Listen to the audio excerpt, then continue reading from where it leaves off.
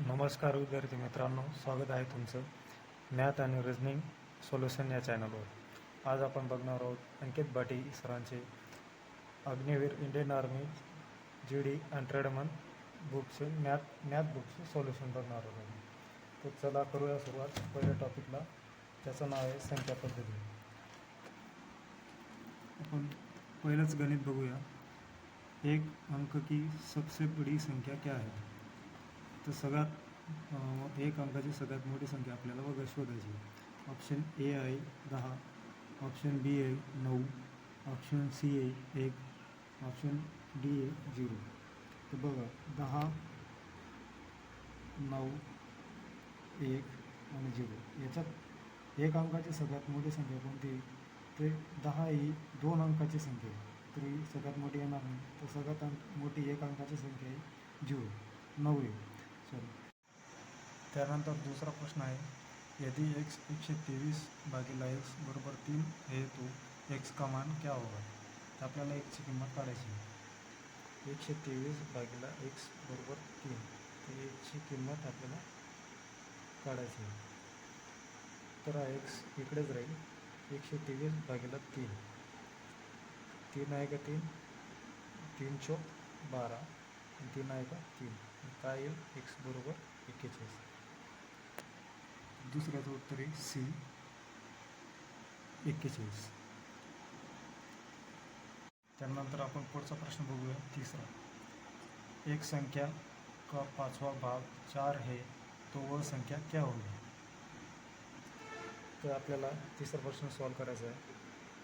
1चा 5वां भाग बरोबर 4 आहे, तर वह संख्या क्या होगी। तर आपल्याला हा 5 इकडे भागिला आहे, तिकडे जाताना तो गुणिला होईल। तर ती संख्या बरोबर आपण x म्हणून 5 गुणिले 4 आणि हा गुणिला आहे, हा भागिला जाईल। खाली 1 राहिला, त्याचे काही व्हॅल्यू राहत नाही, त्यामुळे x बरोबर 5 चौक 20, ते x बरोबर 20 आपल्याला उत्तर आलं आहे। तर ऑप्शन प्रश्न 3 याचं उत्तर आलं आहे ऑप्शन डी। तो पुढचा प्रश्न बघूया, प्रश्न नंबर 4। किसी संख्या का दुगुना एक घटाने पर 22 प्राप्त होता है तो वह संख्या क्या होगी। चला बघूया आम्ही।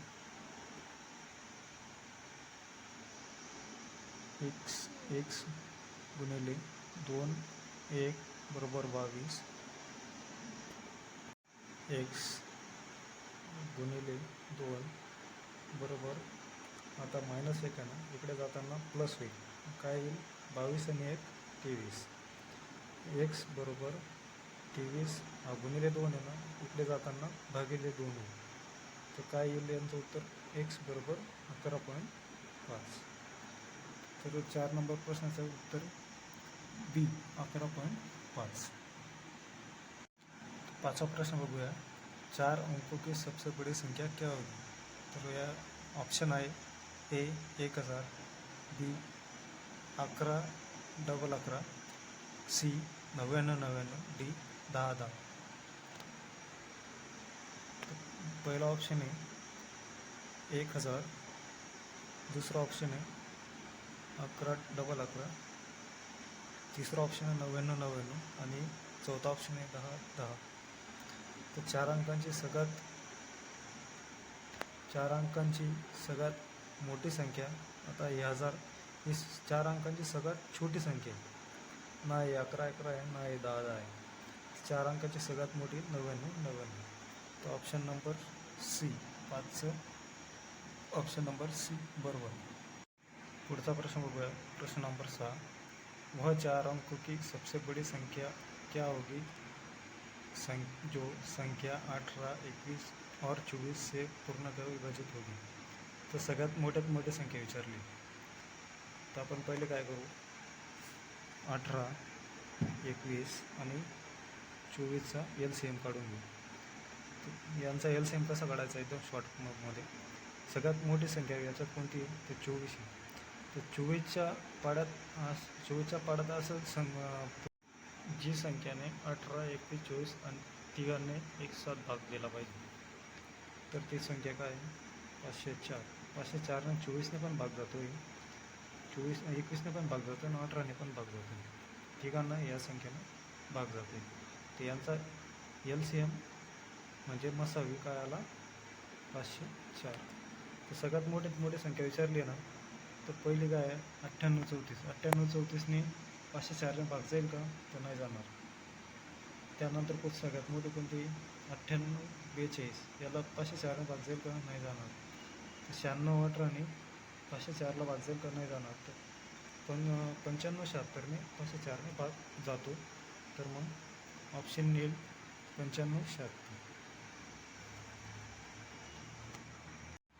प्रश्न नंबर 7 बघूया. यदि दो क्रमागत संख्या का योग 61 है तो बड़ी संख्या क्या होगी?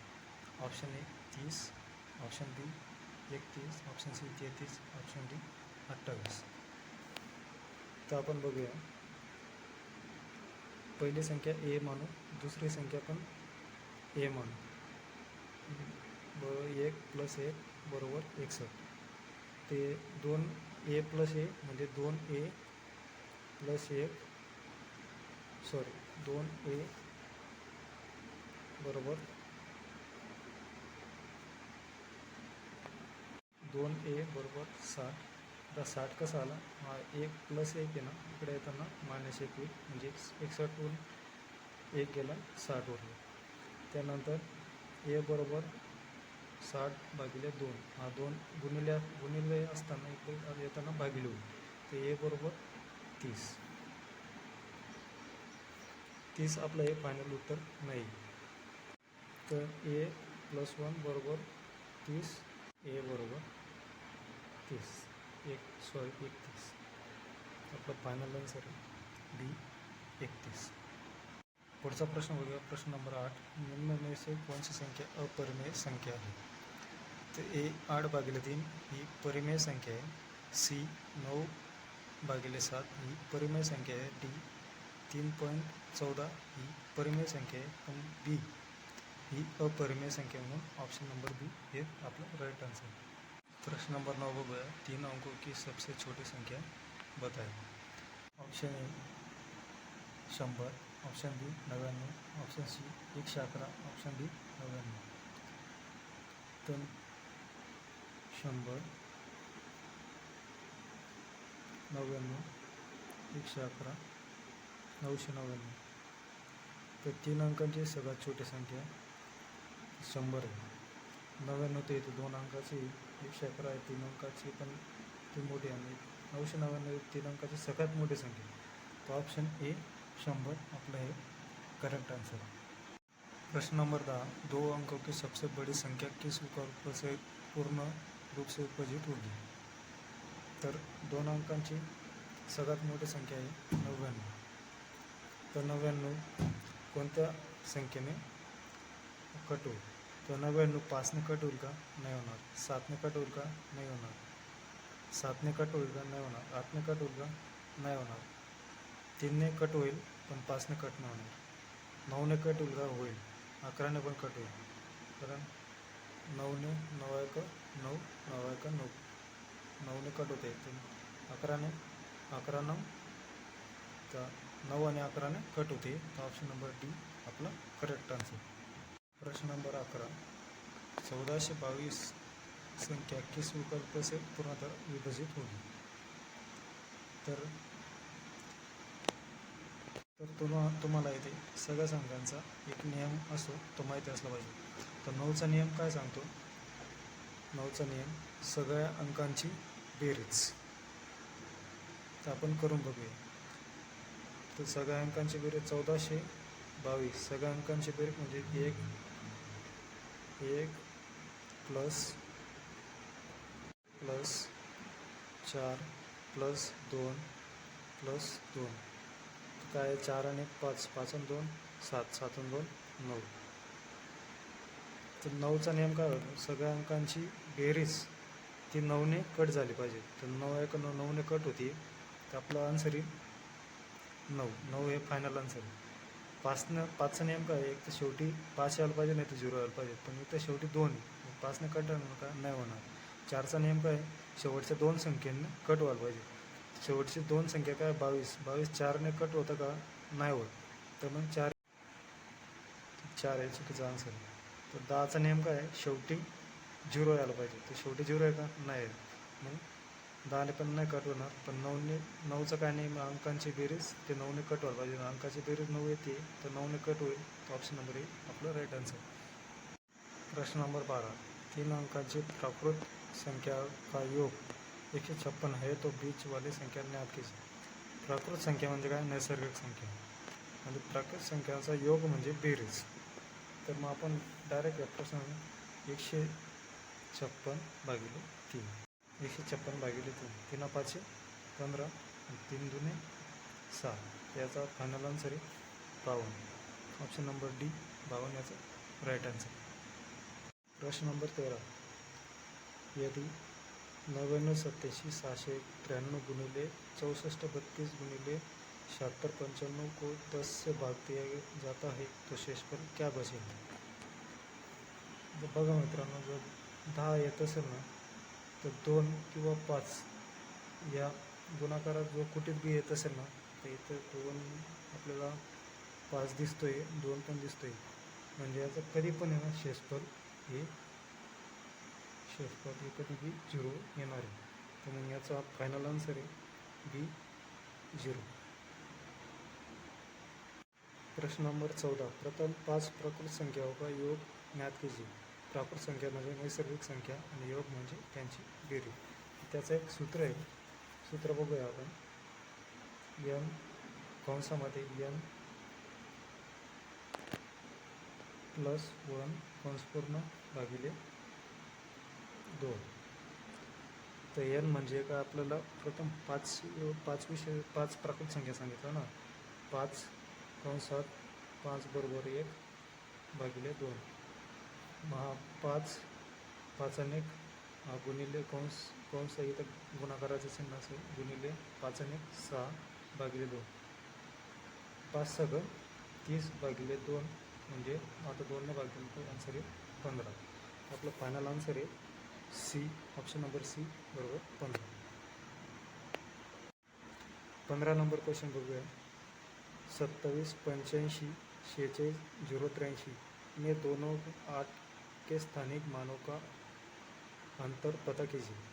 आता यांच्यात 8 कुठे कुठे येतं आहे? इथं 3 नंबरला येतं आहे आणि शेवटी 2 नंबरला येतं आहे. तर आपण 8च्या पुढे किती 0 आहे ते मोजूया. 1 2 3 4 5 6. या 8च्या पुढे 6 0 आहे आणि 8च्या पुढे 1 0 आहे. तर मग 8च्या पुढे किती 0 होते? त्या पहिल्या 1 2 3 4 5 6 आणि ते दुसऱ्या 8च्या पुढे 1 0 होता. हे मायनस करूया. 0तनं 0 गेले, उरला 1. तर आता हे 0तनं 8 वजा करायचं आहे. तर पहिलं आपण काय करू? 8 याच्यातनं 1 गेला 7, हे 10 उरले, इथं 9 उरले, इथं 1 गेला 9. तर आपली याच्यातनं 1 गेला 9, याच्यातनं 1 गेला 9, याच्यातनं 1 गेला 9, इथं 10 उरले, 10तनं 8 गेले, उरले 2. हा 9 जसा तसा, हा 9 जसा तसा, हा 9 जसा तसा आणि हा 7 जसा तसा. त्याच्यात फायनल वजाबाकी आली 7. 2 3 4 वेळेस 9 आणि हा 20. तर याचा फायनल आन्सर आहे सी 79 99 920. तर आपला हे संख्या पद्धतीचे पहिले 15 क्वेश्चन घेतले. बाकी पुढचे क्वेश्चन आपण पुढच्या व्हिडिओमध्ये बघू.